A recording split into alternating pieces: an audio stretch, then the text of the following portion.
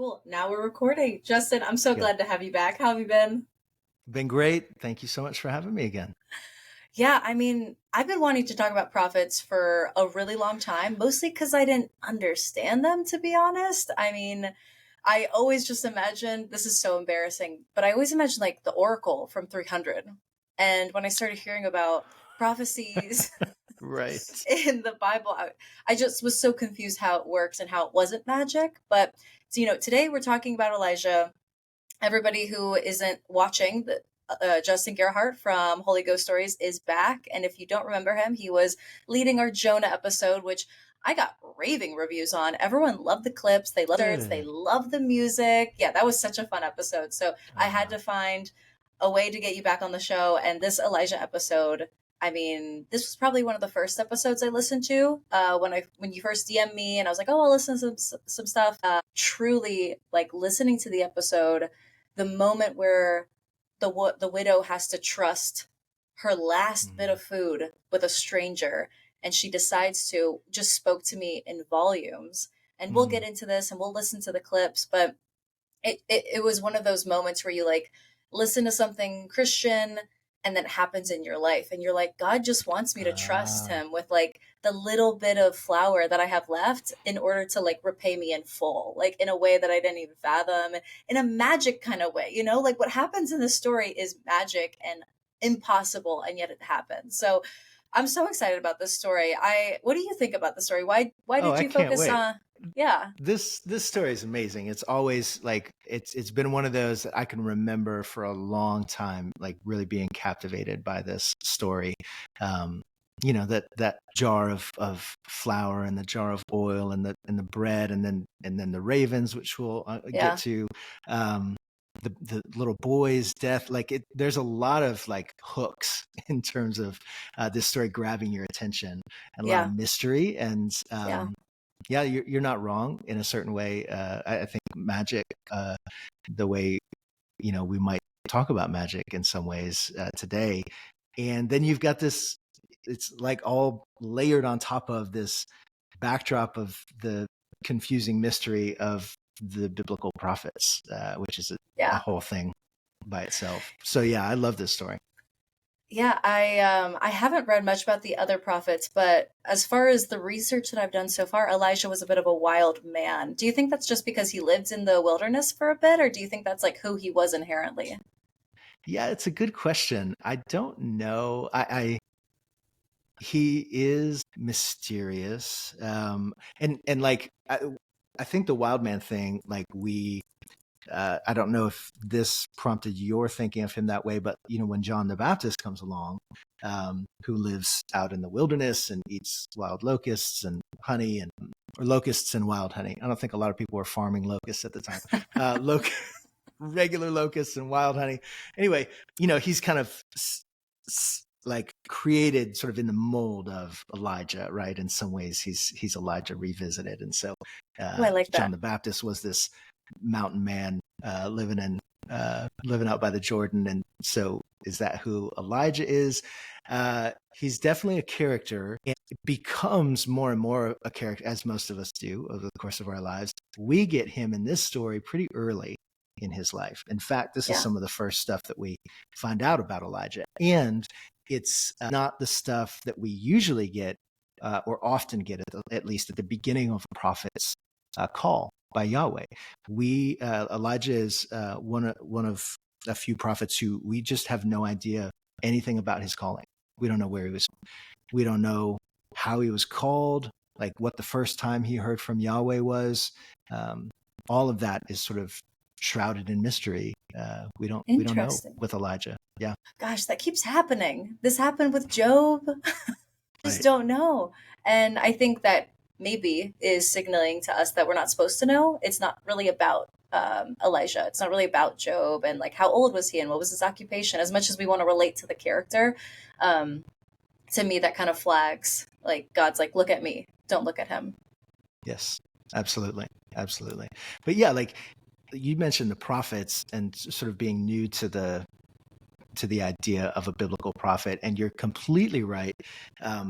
Most of us are bringing like the connotation of that word that comes from a world in which that is a word that we hear in the world. And usually it's in the context of like a fortune teller or like a seer, like, this guy in 300 that you mentioned, or Nostradamus, or like someone like that, Yeah. right? They tell the future. They like have like glazed over eyes, and like they smoke something weird, and then you get a vision from Yeah. them, and the future, or they tell you when the world's going to end. That is not the biblical role of a prophet, right? So when Okay. you like in the Bible, prophets, first of all, you have to paint with a bit of a broad brush because they're pretty varied. Okay. But the one like through line with prophets in the Bible is they are essentially advocates for the covenant, or like lawyers or attorneys for Yahweh's covenant with his people. Whoa. So when the covenant is breached, it's the prophets who are sent by Yahweh to go and sort of take Israel to court, essentially, Really? and levy charges against them and outline the ways in which they have been unfaithful to the covenant and the punishments that will be meted out because of that failure to obey. Oh, that paints such a clear picture, Justin. So yeah, Okay. like when you read like Hosea, for instance, it's a super confusing book. Hosea is the one, I don't know if you've read it before, like Hosea is the I one haven't, no.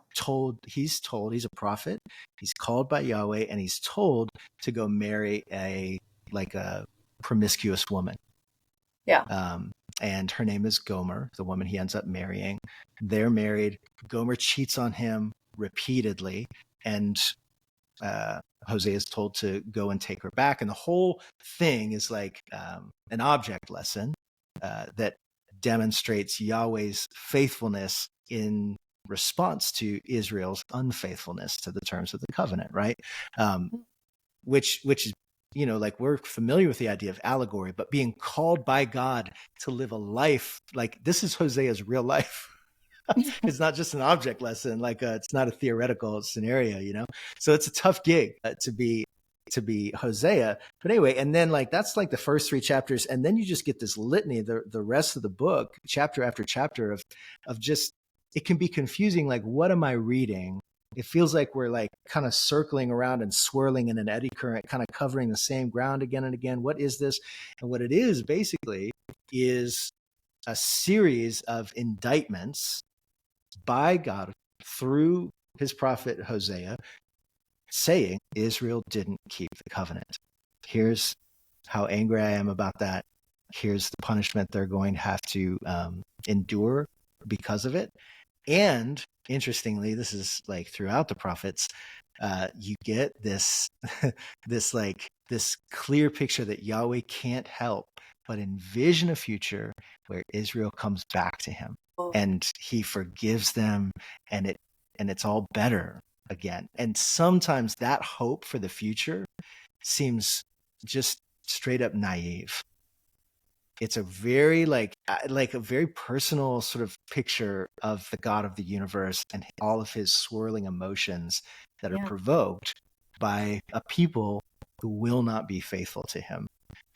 So anyway, that's going to happen in various ways throughout all the prophets. A lot of times when they deliver like a message, it is as if they are taking Israel to court, levying charges against them for failure to keep the terms of the covenant.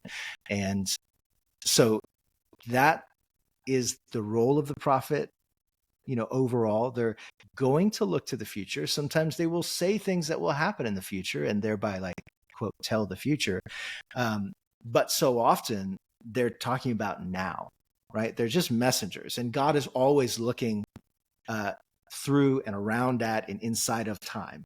And so, of course, some of the stuff is going to deal with the future. Some of the stuff they say is going to deal with the past. A lot of it's going to deal with the present. But that's just because they are essentially the mouthpiece of Yahweh. And so whatever he has to say, he's going to say it through them. And he has just different things to say, and he's going to say it in different ways. And that's why you get such a variety of like material when you read the prophets or books that contain the work of prophets like Elijah. So like Jonah, Isaiah, Jeremiah, like they get books of the Bible, right, that are essentially collections of their prophecies. Elijah, super major prophet, the history of Israel, but Elijah doesn't get his own book. We get descriptions of what he does in books like First Kings here. Got it. Got it.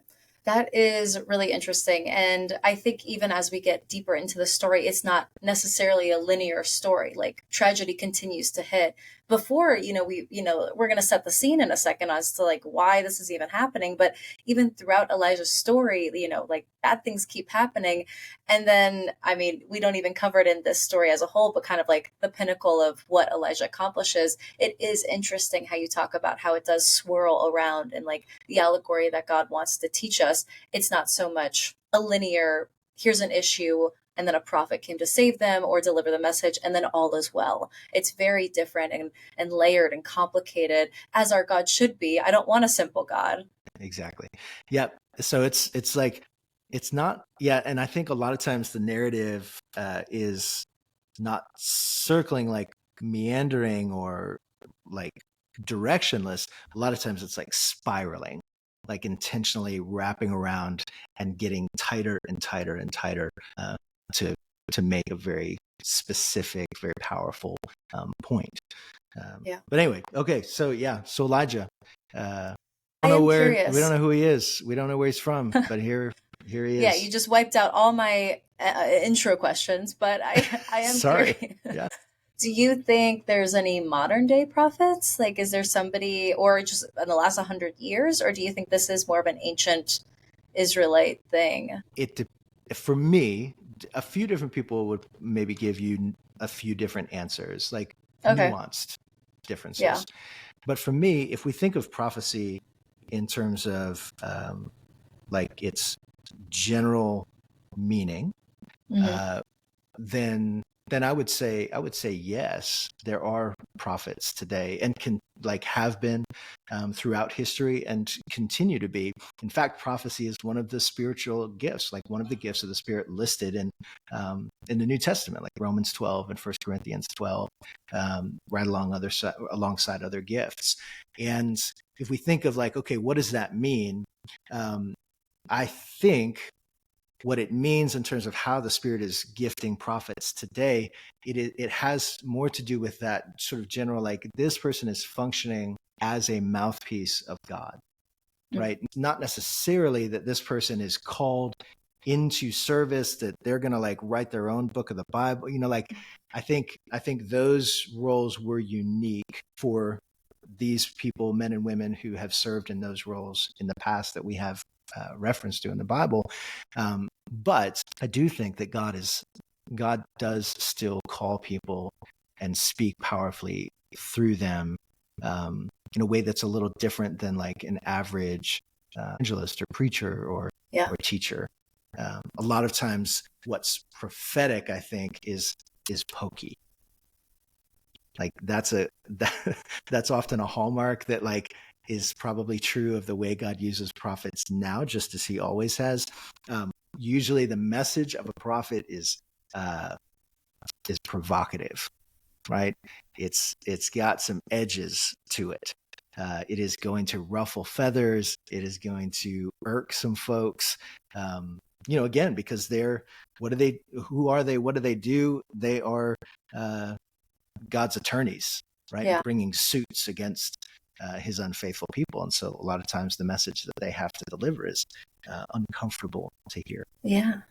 That's interesting. I feel like we just had a guest on one of my lives, Melissa Smith. Her Instagram is God's Little Hummingbird, and she definitely put some thorns in my side in a good way, as far as like, hey, I think God is speaking to me that this is what a Christian life looks like. And we did a recorded live. It's on the Instagram, but she said a lot of things that like my church wasn't telling me. And she's like, this is what God has told me. And this is how He's telling me you should live. You shouldn't go to church. You should Sabbath on Saturday, like as it's called. Like she had so many things to say and she had all the verses to back it up. She was so knowledgeable. And whether you agree with her or not, she was so clearly moved by God and like operating on His behalf and speaking on His behalf, even if it wasn't the conventional Christianity that like we want to hear and be encouraged by. I mean, my next question is like, how do you know if you're a prophet? Like, do you Yeah, like, how do you know that you woke up and now God's speaking to you? But I'm sure that if God's voice was in your life, it'd be pretty evident, and you would just be I like, I think don't know what I'm that's doing. the beginning of an answer. Yes, I think it's also true that um, over time we learn to listen, right? And that is like a muscle that has to be exercised and has to grow. So I think God can speak, and we can be sort of deaf to it. I also know that Yahweh is able to shout so that even deaf people can hear, Yeah, and we have examples of that. I think with some of the prophets, even like Jonah, was not like, I think I want to like really work on my ability to listen to God, because I just want to hear anything that He wants to say. I just want to hear you, Yahweh. Like, yeah, that's not what Jonah's doing, right? And yet Yahweh has no trouble communicating with him. And so yeah. that's part of the Wow, yeah, mystery of our God. Like he's so often not going to do the same thing the same way twice, yeah, um, even communicating through people. yeah. Okay. Well, thank you for that explanation. Let's get into the story, and if you don't mind kind of setting the scene for like your story is awesome because it starts with that moment of contempt where essentially Elijah just said to Ahab, who, I mean, I would love some background here on Ahab, good guy, bad guy, his wife Jezebel, do we love her, do we hate her? But he essentially is like, hey, it's not gonna rain until you bend the knee. I mean, I'll hand it over to you. Yeah. Well, no, it's basically Israel's in a bad spot. One of the like most famously bad kings is on the throne. His name is Ahab. His wife's name is Jezebel. Even non-Bible people will have heard of one or both of those. And the reason Ahab is like bad, quote unquote, sometimes we get a little reductive with our categorizing people into is he good or bad? Is she good or bad? Um, and even Ahab, by the way, Jezebel seems to just kind of be bad. She doesn't really have a redeeming moment in the stories that we get about her in Scripture. Ahab does have a moment. It's outside the scope of what we'll talk about today, but like anybody, he's a human being. Jezebel's a human being, but they are humans who have made very poor choices with regard to like, are we going to care about what Yahweh says and what He wants? Specifically, for whatever reason, Ahab marries Jezebel, who happens to be like a very well-connected person. She is well-connected and she's very powerful. She is the high priestess of the Asherah cult in that region. Asherah was one of the gods, usually represented by like a tall wooden pole, and these poles would be set up. You'll hear the Asherah poles talked about in Scripture sometimes. In the Old Testament, these poles would be set up in centers of worship or high places, would serve as idols essentially. Well, that was like Jezebel's jam. Like she was the person, and Ahab marries her. Whether or not Ahab was super loyal to Yahweh before he marries this woman, he definitely is not after. And she's involved in not just Asherah worship, but Baal, who was like the god of storms, very like OG sort of high up Canaanite god figure, represented by a bull usually. And so Israel, it's not just Ahab's fault. They've been worshiping Baal for years now. And so they're just in a bad spot. They've made bad choices. They've been led down, terrible roads. And the most recent, and deserving of their own spot on the highlight reel, the most recent sort of failed leader or leaders are Ahab and Jezebel, and they have just continued to lead Israel down a terrible path. And so Yahweh has some things to say to this king who is leading his people wrongly, and He says them, as He so often does, through a person who is a prophet. And this is the first, so when Elijah goes to communicate to Ahab, this is some of the first stuff that we get about Elijah. Yeah. So maybe he's like, if this is his inaugural commission, which we don't know for sure if it is, but he's maybe 25, 30 years old. And Yeah. And so he just delivers this very simple, very pointed message.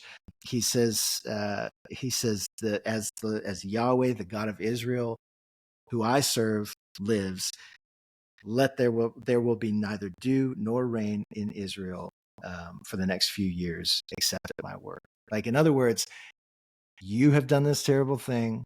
You have led Israel astray. Your punishment is going to get really dry really quick, and it's going to happen for years.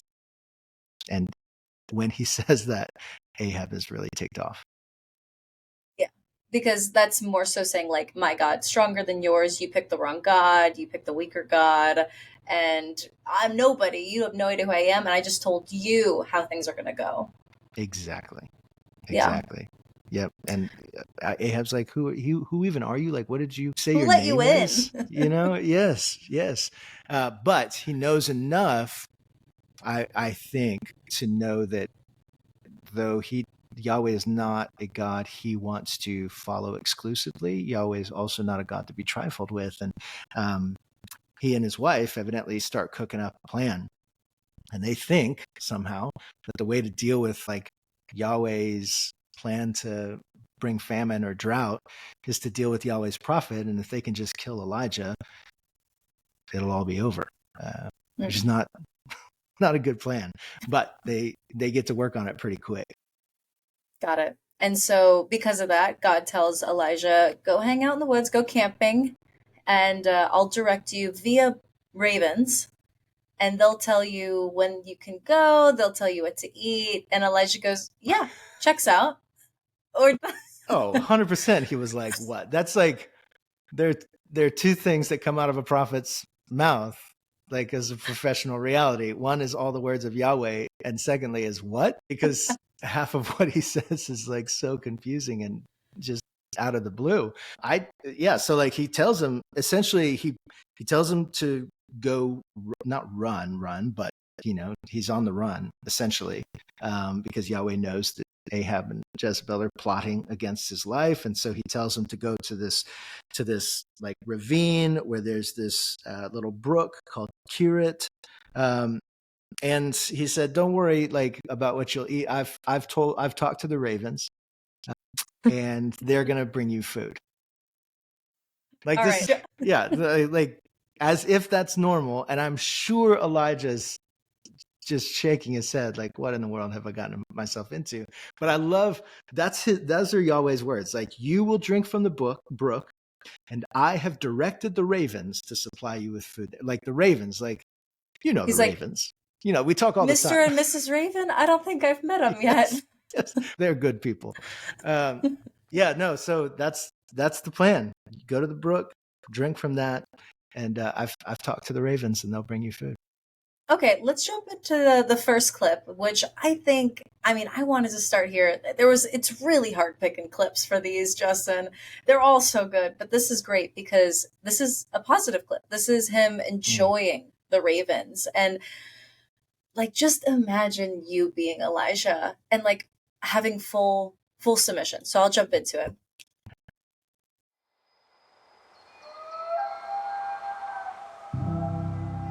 Birdsong precedes the dawn at Gerhardt. Pipits, wagtails, and warblers, buntings, desert finches, and the odd blue-cheeked bee-eater all offer back to Yahweh the music he gave them. Elijah stretches beneath his shelter, sloughing off sleep's cocoon, awakening to another enchanted day in the Almighty's care.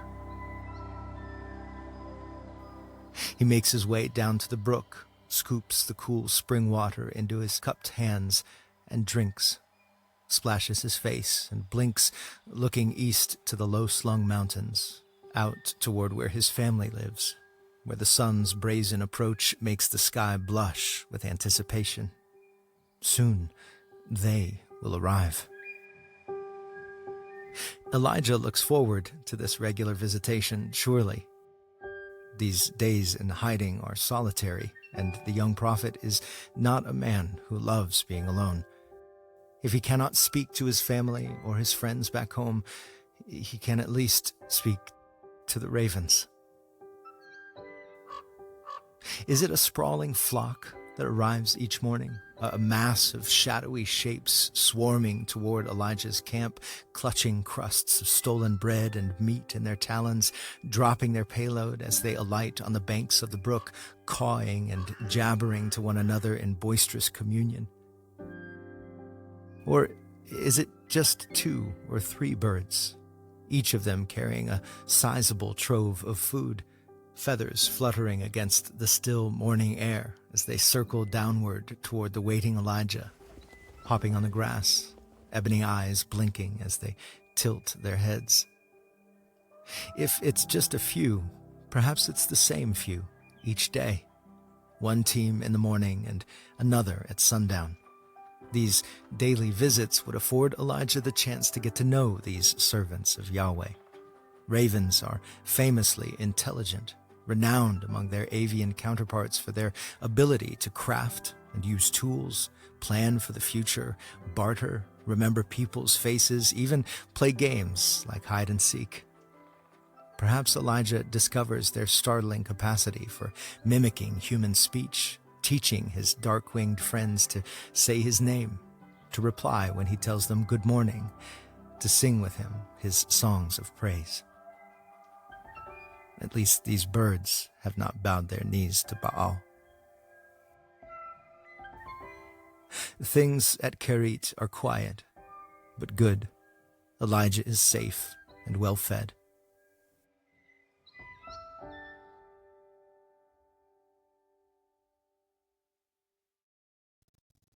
I love that. I love how you like really emphasize the intelligence of the birds.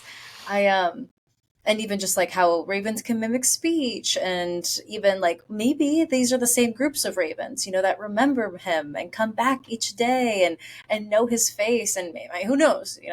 But I think it is absolutely wild that he had complete reliance for his survival on birds. And it kind of reminds me of that verse, like, do the birds worry about like where their food's coming from? Like, they don't stress, so you shouldn't either. I mean, I'm butchering the verse, but you know which one I'm talking about. And Yeah. it makes it sound like a idyllic getaway in an oasis where birds are bringing you food and meat. But I'm sure the reality of it was pretty rough, having an animal like drop food for you. And you're like, I I'm sure what it was is it? strange. Why can't it be both, Cassian? Like, I think it was probably a little of both, or a lot of both. It was the best of times, it was the worst of times. A very Dickensian sort of reality out there by the brook for Elijah. I think he was happy to be safe. He was happy to be taken care of. Even today, um, this happens less now, but like there was a time, probably when our kids were little, when my wife and I would every once in a while just fantasize a little bit about going to prison. Like, This one does. Yep. it was, like, the attraction was like you just don't have to worry about anything. Like, it's all like food shows up when you need it. Like, there's not like bills to, it's just such a No, I simple, see. I think contained. so. That's. We didn't have Have the you heard money of a for place that. called? We didn't have the money for that. We were just like, take us to prison and just give us 3 squares a day. But like, this is a version of that. It's a simple life. He's protected. He's cared for. It's quiet. And he's companioned by not only Yahweh, but these birds. And I'm sure it was lonely. And that's, I think part of maybe why God takes care of him this way. And I mentioned in that scene that Elijah is not a man who loves being alone. One of the reasons I say that is because of what we get in 1 Kings chapter 19, when he's all despondent in the cave, sort of, in this season of depression, because he thinks he's all alone in Israel. Like, he's the only one who hasn't bowed his knee to Baal, right? And so he doesn't like being the only. Some people are like energized by being the Lone Ranger. I don't think Elijah was one of those people. And so I think it's a kindness from God to send his food by way of these very like sentient avian creatures. And all of that stuff in that scene that I mentioned is true. It's like, ravens, that whole corvid family of birds is fascinating. Ravens cousin, the magpie, which is more of like a British bird, is one of like I don't know, like 5 animal species on Earth that have passed the mirror test, which is like if you put a mirror in front of a bird or a creature, can they recognize that it's them Oh, in the mirror? whoa. And magpies can do it. Oh, And they're in the raven family. So like these birds are super, super smart. They can vocalize. Like we've got examples of ravens like playing dead next to a beaver carcass to like falsely warn off other birds, like saying like this meat is poisoned. Look, I died. When it's not, they're just lying, and they'll get up like once what? the other birds leave, and they'll eat. I'm Oh telling my you, like gosh. these birds are super intelligent as in What? terms of like birds and animals really in general. So here's my theory. This is like, you can like poo-poo this, but I'm just wondering. You remember the serpent in Genesis 3, right, in the Yeah. garden, and you remember the punishment for the serpent. Do you remember? Like That he will be like the lowest creature of all. right, and like literally lowest, right? Like you're gonna crawl on your belly, you're gonna like slither. So it seems like maybe there were legs originally, and then those are like taken away, and like now you just slither on your belly from now on. And that is something that wasn't true about that creature, and then is made true for that specific reason in the garden, and continues to be true even today, right? Mm-hmm. I'm wondering if these things that we know to be true about ravens maybe weren't true, and then were made true at Kerit, alive by a god who Interesting. wanted to like just give him some companions who would take good care of him and who would interact with him in a way that made him feel less alone. And then Yeah. those qualities that Yahweh imbued the ravens with at that moment, then that just continues, and that's why ravens are so intelligent today. I don't know, Yeah. Yeah. but Yeah. it's an interesting thought. It is So an anyway, interesting yeah, thought. Yeah. that's the But ravens. And two, like they're not, according to Leviticus, they're an unclean animal, which is an interesting twist to all of this. I don't know what that's about, but you've got this unclean animal like touching and bringing Elijah his food. I don't know. but maybe unclean as in like can't eat it, not that you can't be around it. Like unclean, like ceremonially unclean. Yeah, like you can't. That was the law. Like you can't eat it. But yeah, I don't know how that plays in. But I just wonder sometimes if That is I know there's a interesting. lot more layers going on than I usually understand. So I'm wondering Yeah. if that's one of them. Yeah. But yeah, Well, so how long do you think Elijah was in that state of depending on birds and in hiding? Do we I have know? no idea. We're not told. It's just like after some time, the brook Yeah. dries up. So it's a temporary situation. I think Yahweh knows that it's temporary. Of course he does. But it's got like it's an expiration date because the whole land is experiencing drought. Yeah. And so Obviously. a brook that's like basically a tributary of the Jordan River is going to dry up eventually. Yeah. And lo and behold, it does. We don't know how much time passed, but I don't know, months, weeks. Yeah. Well, the next clip, I think I wanted to include it just because it sets the scene so well for how dire the circumstance was with this drought and how awful it must have been, and just kind of your initial thoughts on like, why did God send me here? You know, this place, it's kind of a tumbleweed of a town. Let's get into it. The road northwest to Zarephath is long. 4 days' journey, maybe 6. As Elijah travels, he has opportunity to survey the extent of the drought. As far as the eye can see, brown eclipses green. What was supple is now brittle. Wadis are dry. Fallen birds litter the ground, while hungry maggots make short work of their carcasses. He passes through villages full of gaunt children, the faces of their parents marked with anxiety. Lifeless soil is swept by the wind into swirling clouds that drift like specters past the beleaguered worshippers of Baal. The clouds offer bleak prognosis. Dust you are, and to dust you shall return. Finally, Elijah hears gulls crying. The air grows humid. He smells the sea. Amidst the failing vineyards and shriveling gardens of this once lush coastland, Zarephath waits. Why did Yahweh choose this place? And a widow who's bound to be struggling, how is she going to take care of him? But if Yahweh can use a raven. She's bent low when Elijah approaches and fails to notice him for a moment, perhaps. The prophet watches her. She's gathering sticks for a cooking fire, surely.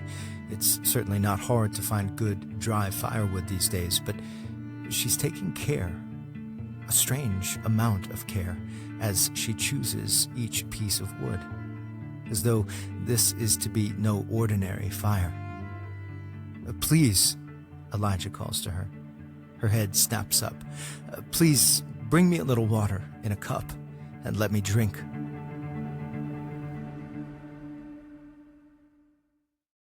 Yeah, that was a bit more than I thought, but it's good to know that his state was, yikes, this place sucks. Like it was Well, in like so many words. everywhere did, essentially, at that point. And Right? even on the coast, which is a bit of a taunt to see the ocean right there and yet be like shriveling in this town.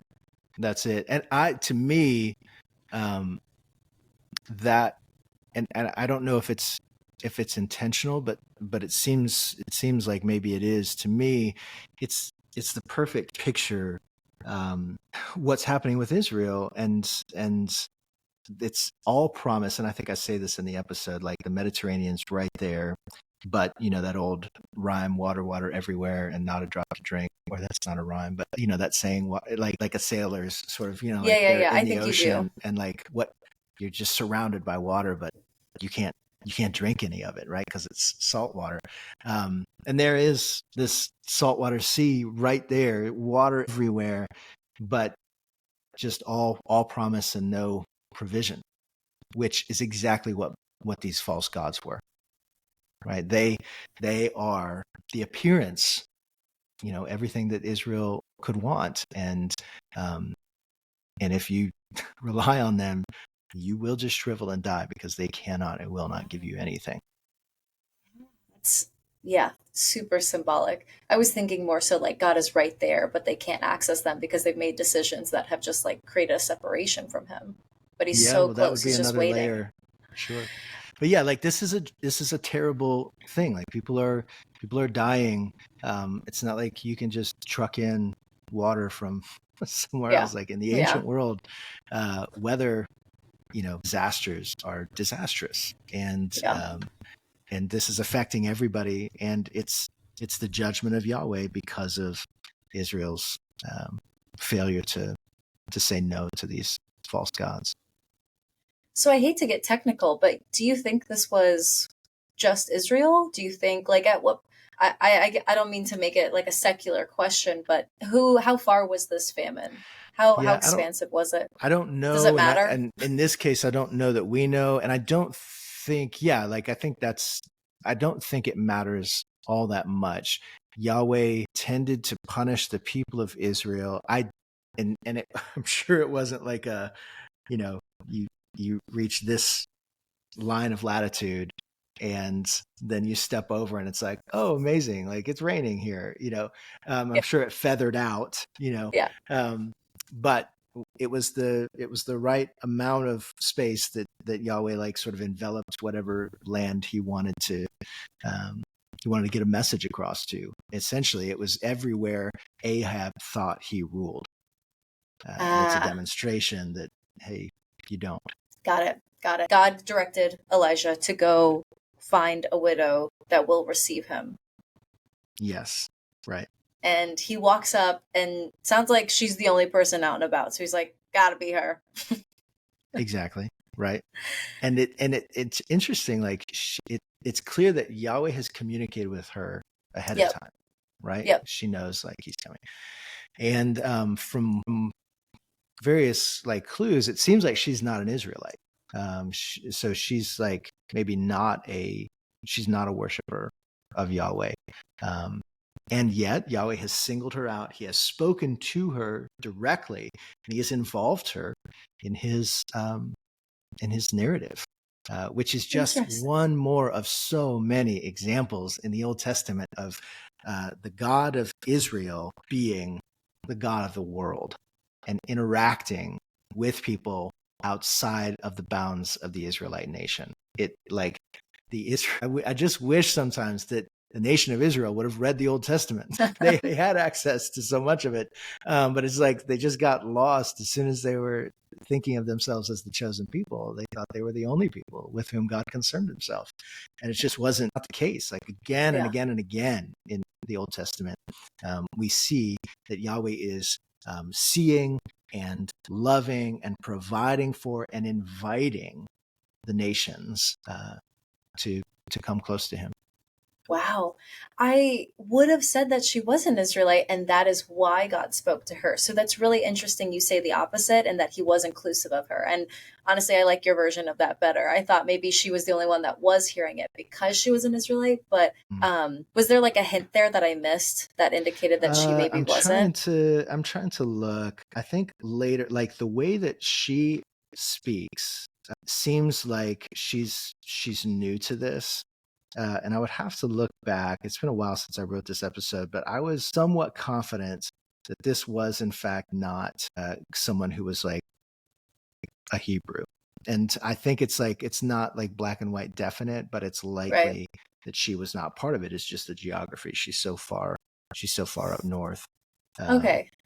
And so, and I think that may be just more of an indictment on Israel. The people who were supposed to have like a hotline to Yahweh had surrendered that.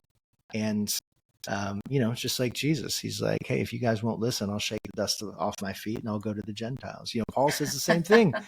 Paul says, fine, I'll go to the Gentiles. And the rest of his ministry, after he finally, gets fed up with how they're treating him in the synagogues, is to the non-Jews. I think it's the same thing. It's if you won't listen, I have people who will. Wow, that like speaks more to her character. I love the introduction of the woman, and I love this next part that we're about to get into, because the fact that she wasn't an Israelite, if we're going to go with that, what she does is even more so amazing. And this is the part of the podcast that like hooked me, that like stayed with me for days. I told people about this podcast. I was like, this is how it's showing up in my life, like what God asks of her, and for her in her headspace.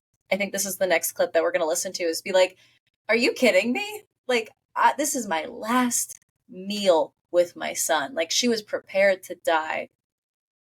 And yet she did something else. Yes. Let's get into it. Why would the God of the Hebrews speak to her? The woman looks around at her home, the fields surrounding her house. The drought has not been kind to this place. The sea sloshes in the distance with cruel disappointment, all promise and no provision. She looks at her son. He smiles back at her with eyes that remind her of her late husband. How long has it been since she saw those eyes? How many suns have risen and set on a world crammed with his absence? How many more days can the two of them left survive?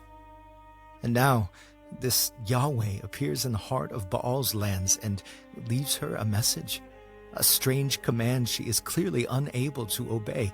Take care of some Israelite prophet, while every day she manages to feed herself and her child feels like a prize snatched from the jaws of this drought. She does not have enough. But she will not disobey the voice of deity, even when it is strange and foolish. She glances at her little son and back at the traveler, scoops the boy up in her arms perhaps, and goes inside to pour some water from their precious store. If these are to be their last moments on earth, so be it. She will spend them offering hospitality. In the house, she hears the man call, please, bring me a piece of bread as well. At this, The woman's eyes well with tears, surely. She looks at the jug of oil and the jar of flour, her last of each. She looks at her son, his cheekbones dangerously prominent. Her sandbagged defenses crumble, and her face is a flood of tears. She walks to the doorway, looks the man in the eyes, and says, "As Yahweh your God lives, I have no bread, only a handful of flour in the jar and a little oil in the jug." She tries to gather herself. "When you came, I was gathering some sticks in order to prepare it for myself and my son so that we can eat it and die." She wipes her eyes and sees the prophet looking back at her, smiling.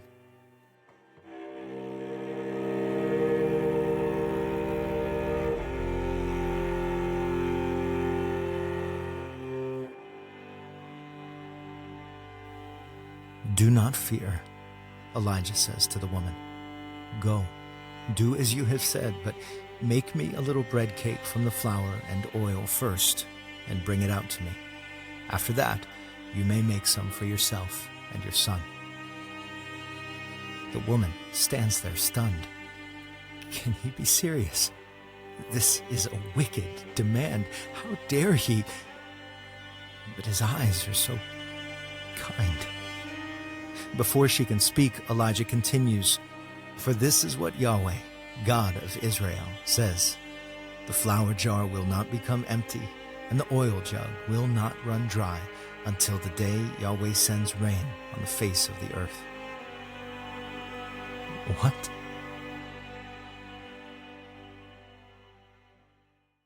I love that clip so much. Like, even her, like, I feel like we live in that moment of having a lack for something and then God asking for a little bit more or to trust without having it. And we just like are stunned. You know, we haven't yet seen the miracle play out. And we look at God with this like shock, like, are you kidding me right now? Like, I am prepared to die. I'm at my wit's end. And she looks at Elijah and he just smiles. Like, that is, it's such a, yeah, I don't know. I feel like I live in that place of like, come on, God, like I'm waiting on the miracle. I'm waiting on the unending oil and the full flower pot. And God's like, okay, a little bit more. And you're just like, but all I've got is a cup. You know, it Yeah, just, I really think like she thought she had played the ace. Like when he's like, "Hey, can I have?" And she's like, "Actually, this is like truly our last meal. We're gonna eat this. This is all we have, and then we're gonna die."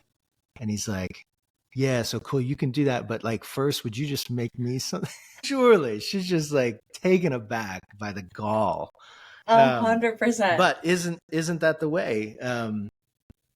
Like you said, he is so often asking us, "Do you trust me?" That's the question, right? And we can say that we do all day, but there's a much truer way of determining that, and that's often like what he's inviting us into is a place where we can't do it ourselves, and this makes no sense. I think that for me, that has been the goal of my life for a long time, is to live a life that makes no sense if God does not exist. Like if I find out that God is not real, I have just messed everything up. Like I have ruined my life. Yeah. That and I, because I don't want to live a life. And I think a lot of Christians are living this life where like if it turns out God's not real, they're like, "Oh, all right. Yeah, My I'm Sunday's good. just opened up," you know? Yeah. Uh, but Wow. if you're like truly depending on him, you're truly like giving your last meal to his prophet Yeah. because he told you to, then you're yeah, I think that's the kind of trust that he Wow. wants. That's what he's after, because it's only in that place that he can really like, that's the thing about open hands, isn't it? Right? Like open hands aren't just something that he can take something from. There's something that he can put something into. And a closed fist is the opposite on both counts. Yes. And so, yeah. And by the way, this woman, verse 12, what she says to this prophet, she calls him Yahweh, your God. So number one, she Yeah. kind of lives up outside the bounds of Israel. Number Yeah. two, she calls Yahweh this prophet's God. He's not my God. He's your God. And so that's part of the clues that we get, that this woman is an outsider who already is demonstrating more faith than the insiders we were with a while back. Yeah. Yeah, I love this part. And even the next clip, I honestly, like, on a side note, I have so many clips, but I know we're coming up on the hour, so I think it would be great just to kind of go over the miracle that happens, but I still want to talk a little bit on what you didn't cover in this episode and why, because I feel like you made something out of something people probably skip. You know, they go straight to the fire raining down on the altar, and you chose the moments before that. So I think that's really, really cool. And I do want to get to that. But just for time's sake, maybe we just talk about kind of the miracle of this episode, because I don't mean to skip out on the latter half of this, and a boy coming back from the dead, obviously another huge miracle, but I think we might be here for another hour, and I want to respect your time. So let's get into the miracle real quick. Perfect. The woman places the bread before Elijah, and Elijah smiles. Thank you. And then maybe Elijah nods to the jars on the counter. Another smile. This time, a wink. The woman rises nervously and approaches the jars she all but emptied a moment ago. She bends over them and peers in. His mother's shrieks startle the little boy, but Elijah's laughter calms him. More bread, lots of bread, probably. More laughter, and no less flour or oil. Just as Yahweh said.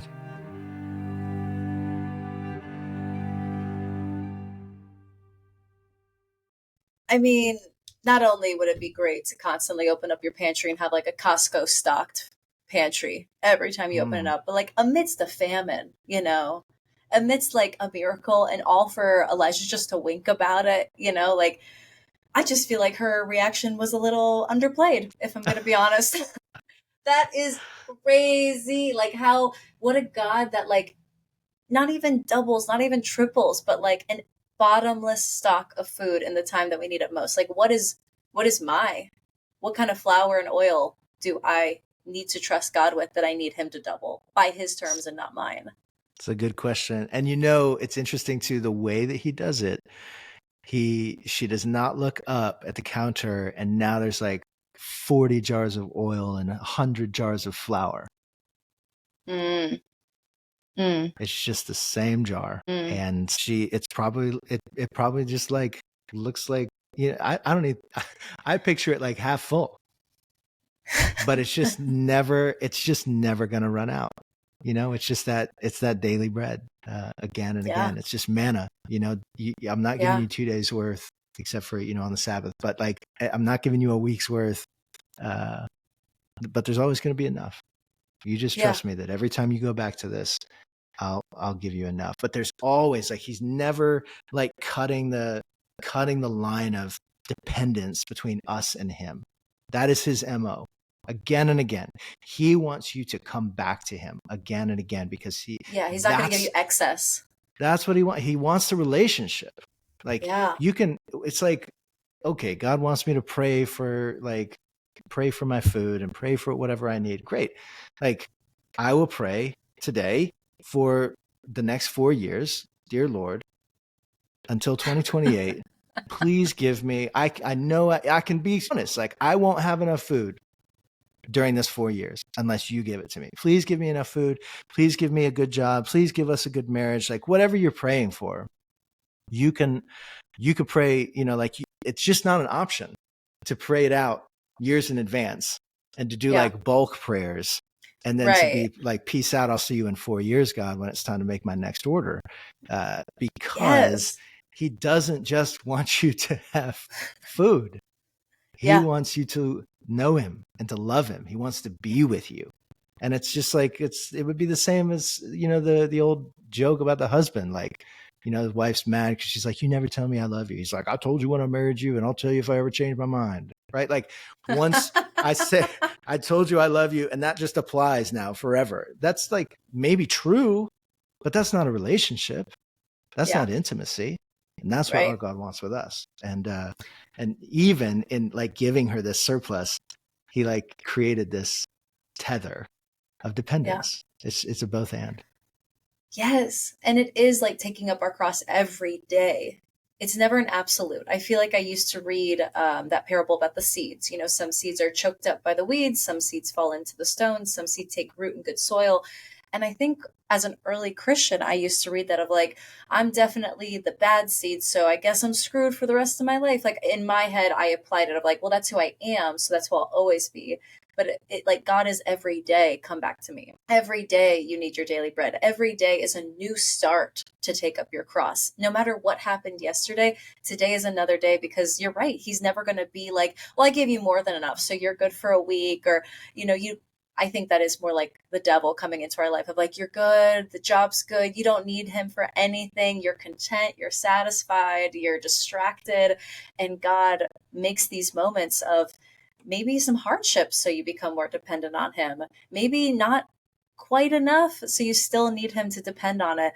And you're right, it is for the sake of a relationship through trust.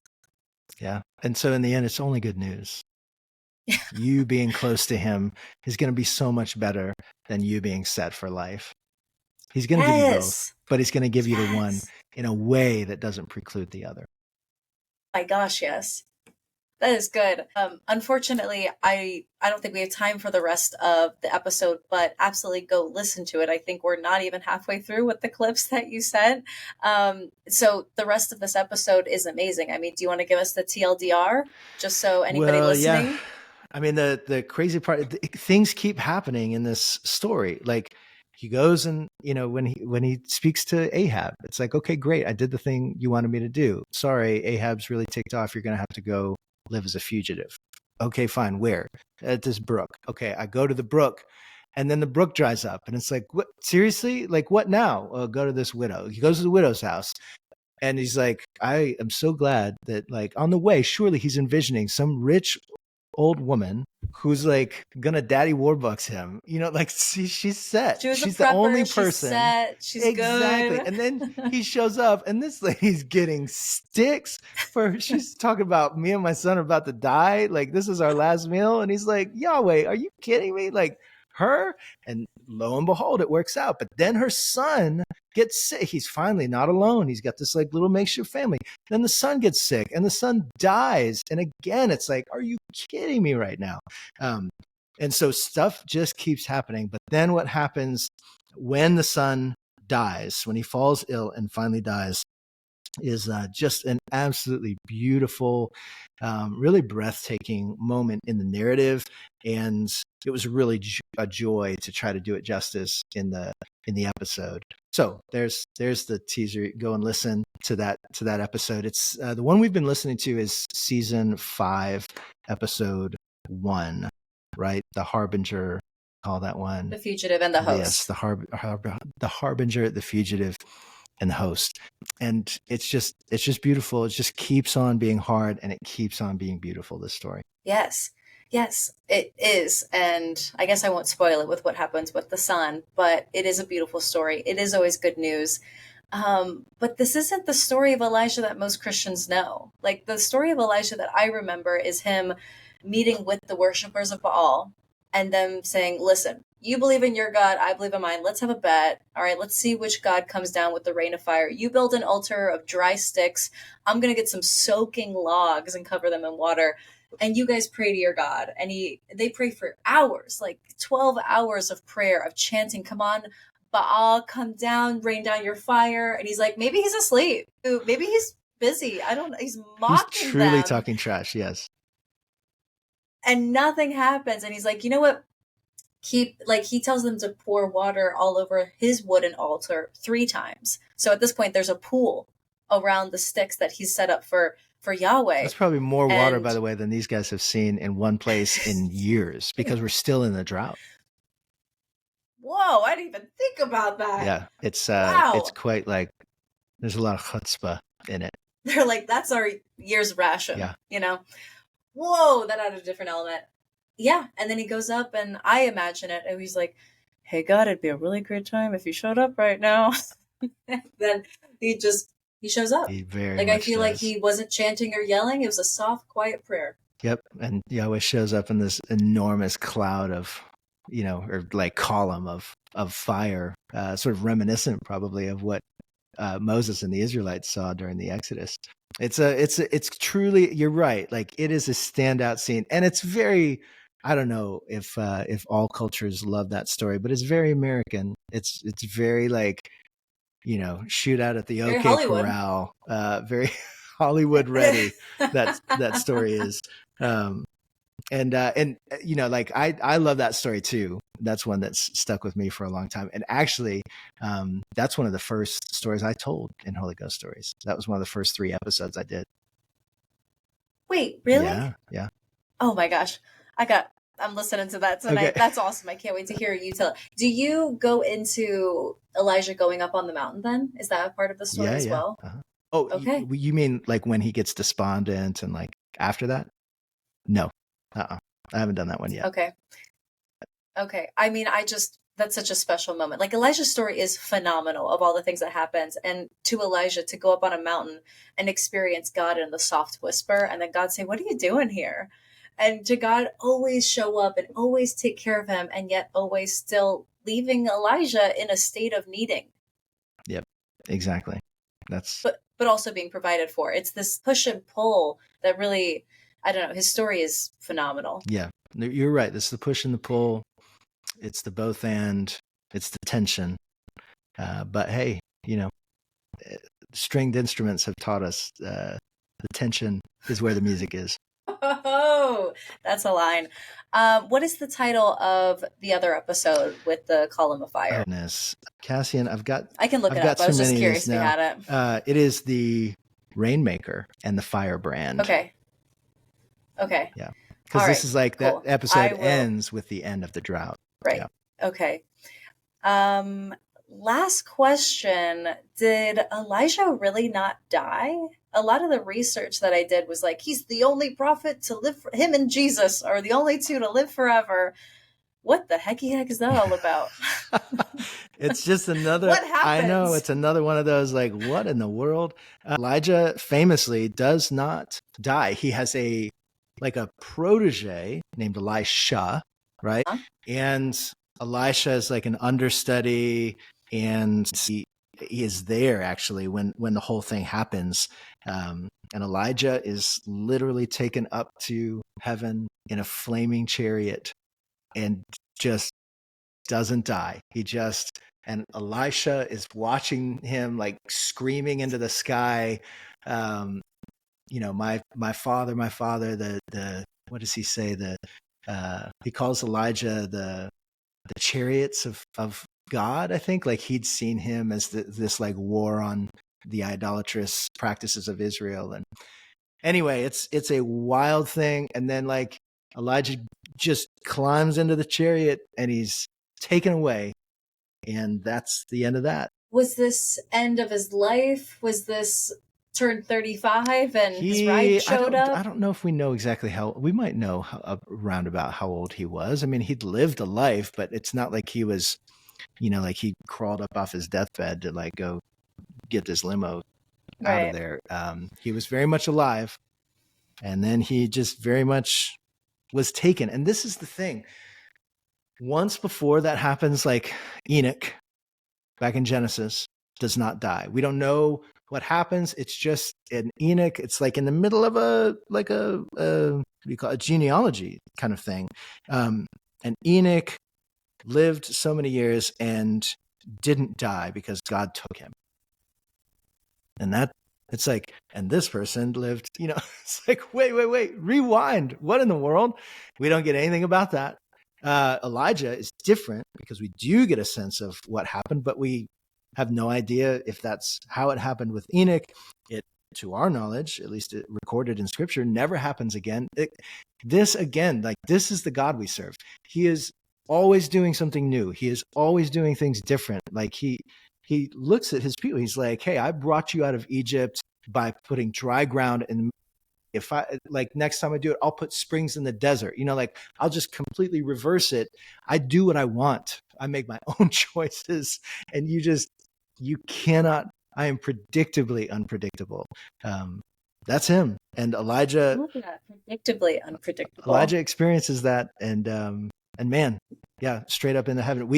I did that story as well. His like, what do I don't know what we call it. Do you know the title? No, of course I don't. I'll have to look. I'll tell you, like, I'll look and you can put it in the show notes.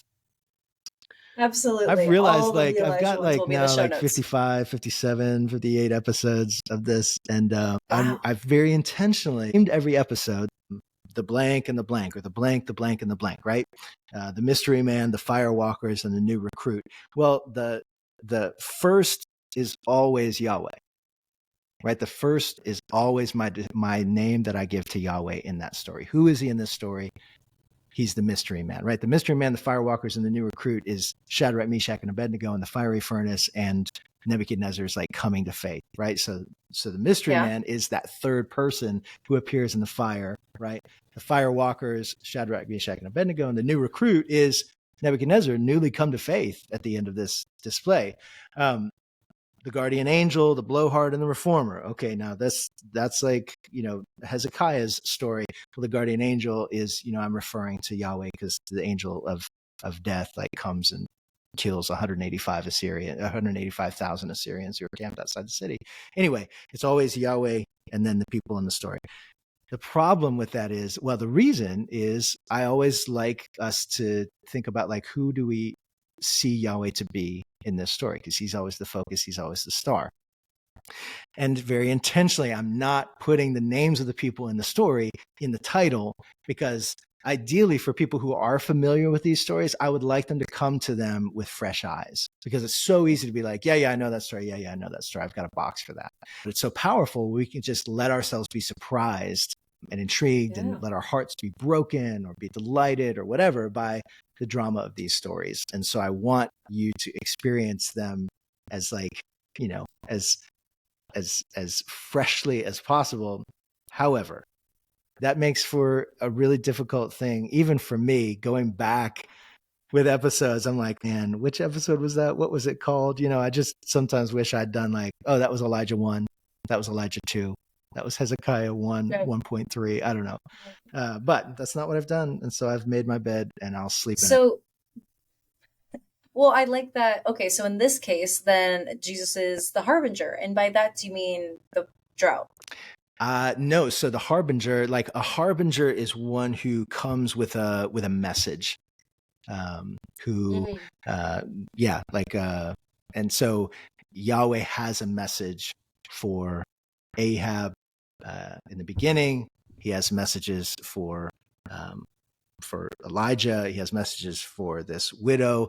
And so I'm capturing sort of that communicative part of who God is, and that he is, I think a harbinger is often not just like a communicator, but one who is signaling something big that's coming. And that's so often what Yahweh's up to. Yeah. Good titling. I'm glad that you explained that, because I've definitely been frustrated when I'm like, which ones are Elijah? And like, I couldn't tell. So I had to. Yeah.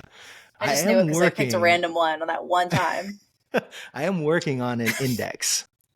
So it'll be like a searchable index to where you can search by text or by character, even maybe chronology, and that'll make interacting with this library a lot more user-friendly.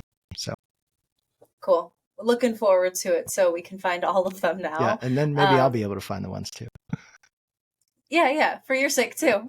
Well, this was awesome. Any shows coming up that people need to know about so they can attend? Man, let's see. Live shows. We just did that one in Joplin with that high school camp. It was super fun. I've got a benefit dinner coming up in August, but that's a private show. I am doing, I haven't talked about this, but for your listeners, like this is kind of way ahead, but anybody who's in this area, so I'm in like Northwest Arkansas in the Ozarks, we're going to do a Christmas show in December in this area in a really, really stellar venue. It is like a little wood and glass chapel by a famous architect that's set right in the middle of this forest in the Ozarks. It's going to be really special. So Nice. With live music, yeah. I assume? Mm-hmm. Yep. Oh, Live that'll be accompaniment. awesome. It'll be a really special Okay. show. So that'll be a Christmas show. That'll be like December. But you can find out like I do a email newsletter every couple of weeks. It's called The Latest. People can sign up at holyghoststories.org. That's free. And I'm always like sending out one alongside the episodes that drop with a bunch of behind the scenes info about these episodes and the stories and things that I thought were interesting, maybe stuff that didn't make it into the edit. But then also in that email, I always talk about live shows and stuff that I've got coming up. Cool. And when will tickets be released for this? We'll probably do that in like maybe October 1st, end of September. Okay, cool. And then they can just go to your website to get them. Exactly. Cool. I'll link all the links that you've sent me before in the show notes for anybody that's interested. Let me know when you're coming to Hawaii, and then I can get all my friends to come on. Hey, we might need to set something I'm out up. here. Yeah. Isolated. We need the word of God out here. We'll get something going. No, this is great. I'll hold you to that, Justin. I cannot thank you enough for coming on the show. We might have to do a part 2 if we want to get the rest of the show in. If not, I'm going to keep listening to your episodes, especially with Elijah, and we can get another episode in the books. But until then, thank you so much. My joy. Thank you so much for having me. I look forward to next time. Of course. Have a great rest of your day.